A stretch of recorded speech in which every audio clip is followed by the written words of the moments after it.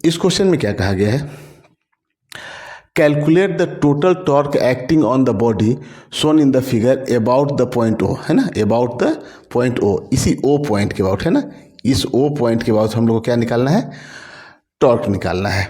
ठीक है, तो टॉर्क का हम लोग फॉर्मूला जानते हैं, टॉर्क इज इक्वल टू क्या होता है, फोर्स इंटू परपेंडिकुलर डिस्टेंस, है ना, परपेंडिकुलर डिस्टेंस, है ना, ये टॉर्क का फॉर्मूला रहता है। तो यहाँ से देखिए, एक फोर्स आपको ये 10 न्यूटन का दिख रहा है ना, और परपेंडिकुलर डिस्टेंस क्या है, ये है यहाँ पे 4, है ना। ठीक है, तो हम लोग हर एक फोर्स का टॉर्क निकाल लेते हैं। तो ये 10 वाले का टॉर्क निकालते हैं। सबसे पहले हम लोग किसका निकाल रहे हैं, यहाँ देखिए 10 वाले का टॉर्क निकाल रहे हैं ना। तो 10 वाले का जब टॉर्क आप निकालेंगे ना, तो कितना हो जाएगा, देखिए यहाँ से फोर्स कितना है 10 न्यूटन, और परपेंडिकुलर डिस्टेंस देखिए 4 सेंटीमीटर है ना।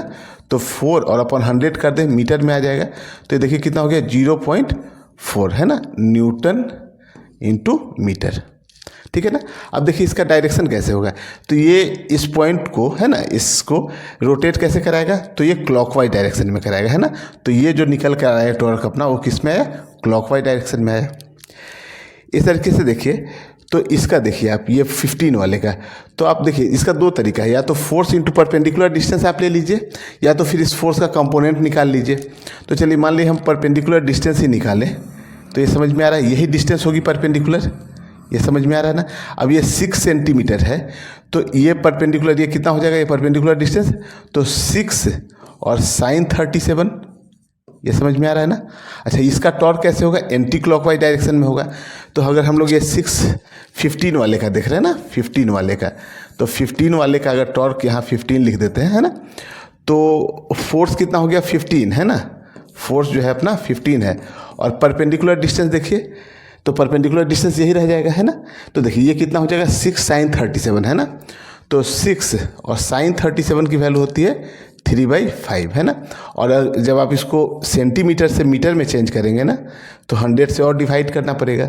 तो यहाँ से देखिए 5 से 3 टाइम्स में, तो कितना हो गया 54, है ना। तो 54, है ना, 54/100 आ गया, तो ये कितना आ गया 0.54, है ना।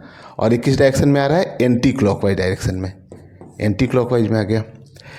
अब देखिए हम लोग इसका देखते हैं 20 वाले का, है ना, 20 वाले का देखें, तो 20 वाले का आप टॉर्क देखिए।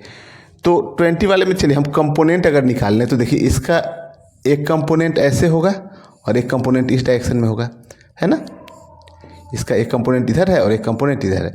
तो देखिए ये टोटल एंगल 150 है, तो ये जो एंगल बचा यहाँ से ना, ये ना है अपना, है ना, ये है, ठीक है।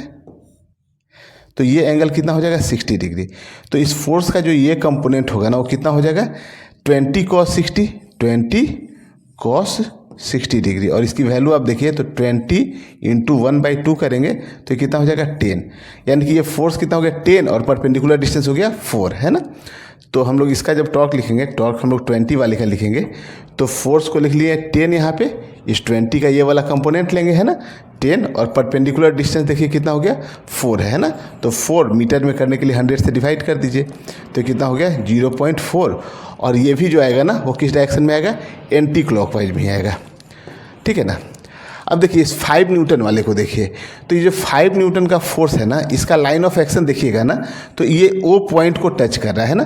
तो इस अगर फोर्स है और परपेंडिकुलर डिस्टेंस का कितना हो जाएगा 0, क्योंकि इसी पॉइंट को टच कर रहा है। अगर फोर्स का लाइन ऑफ एक्शन उस पॉइंट को टच करे, जिस पॉइंट के अबाउट टॉर्क निकालना है, तो उस फोर्स का टॉर्क कितना हो जाता है 0। तो इस 5 वाले का टॉर्क जो हो गया ना, इसका टॉर्क कितना हो जाएगा, इसका टॉर्क 0 हो जाएगा। तो तीनों का टॉर्क निकल गया है। तो देखिए यहाँ पे ये क्लॉकवाइज में है और ये एंटी क्लॉकवाइज में है, 0.4, है ना। तो जितना ये प्लस क्लॉकवाइज में होता है एंटी क्लॉकवाइज, तो इसको आप कैंसिल आउट कर दीजिए, इक्वल इक्वल है, तो बाकी इतना बच गया, और ठीक है ना। तो इसका जो नेट टॉर्क निकल के आ जाएगा ना, टॉर्क नेट जो निकल के आ जाएगा ना, वो कितना हो जाएगा 0.54, है ना, न्यूटन मीटर, और एंटी क्लॉकवाइज डायरेक्शन में रहेगा, ठीक है। चलिए इसको भी नोट कर लीजिए।